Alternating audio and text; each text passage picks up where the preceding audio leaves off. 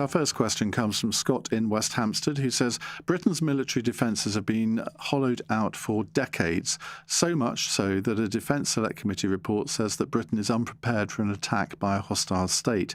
How on earth did we get here? And who needs to do what to ensure that the British government fulfils its first and most important duty to protect its citizens from harm? Iain Dale. Something I want to touch upon is the fact that the statement from the Defence Secretary this morning was completely inaccessible to British Sign Language signers.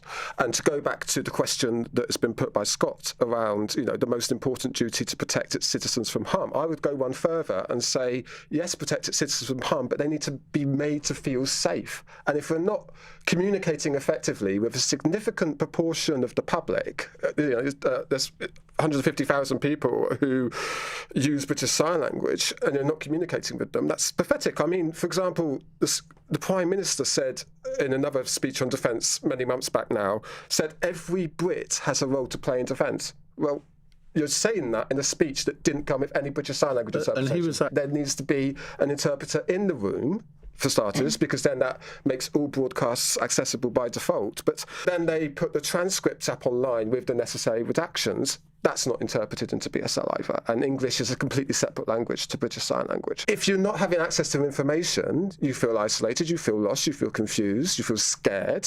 And I'm just thinking there must be people out there who are wanting this reassurance that the Defence Secretary is intending to provide today, and they can't access it because it's, again, another oversight, and it keeps happening. They've announced BSL plans, it's not happening.